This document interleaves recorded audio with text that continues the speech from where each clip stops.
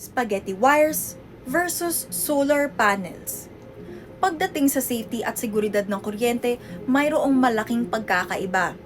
Pero talaga nga bang mas safe ang paggamit ng solar sa inyong bahay?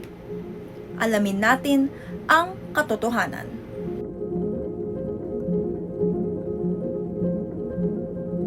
Ang spaghetti wires o ang pagkabuhol-buhol ng mga kable ng kuryente, telco at internet ay resulta ng uncoordinated utility installations at kawalan ng maayos na urban planning. Lumalala ang problemang ito dahil sa redundant wires o yung mga luma at patay na kable na hindi na tinatanggal sa mga poste. Dahil dito, nagiging safety hazard ang mga buhol na kable na nangangailangan na ng seryosong coordination sa pagitan ng mga LGU at private sector. Sa kabilang banda, ang solar panels naman ay nagko-convert ng sikat ng araw tungo sa kuryente.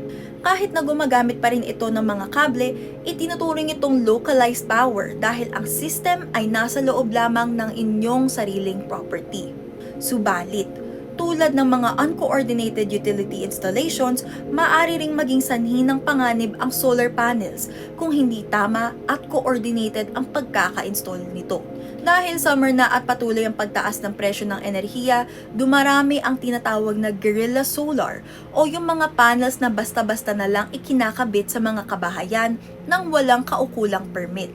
Pero, alam nyo ba na ang pag-bypass sa mga regulations at tamang proseso ay maaari ring maging sanhi ng sunog?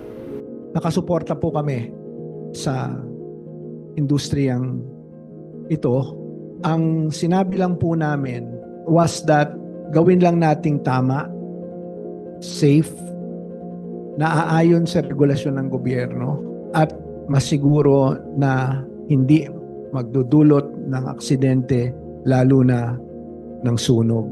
Ayon sa IIEE or Institute of Integrated Electrical Engineers of the Philippines, ang guerrilla rooftop solar systems ay maaring magdulot ng safety hazards tulad ng pagkakakuryente, pagkasira ng kagamitan, o ang tinatawag na backfeeding na delikado sa mga lineman.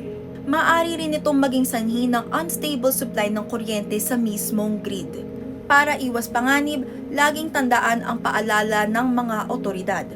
Lumapit lamang sa mga licensed electrical practitioners para sa inyong mga setup, siguraduhin compliant ang inyong installation sa Philippine Electrical Code, at tiyaking ang lahat ng gamit ay pasok sa Philippine National Standards.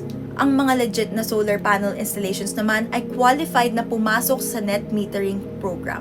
Sa ilalim nito, pwedeng ibenta ng mga consumer ang kanilang sobrang kuryente pabalik sa grid, kapalit ng credit sa electricity bill para mas lalong makatipid sa gastusin. Kasi ngayon maraming mga initiatives para mapadali yung pagkuha ng permit para sa mga bagong nag-i-install ng solar rooftop. Yung naging mungkahi lang naman namin ay para doon sa mga naka-install na ay bigyan din ng pagkakataon na padaliin yung pagkuha ng kanilang permit. We want to address not only those new installations but also those that are existing, that the process are already being streamlined, and there is no more reason not to get a permit from your local government.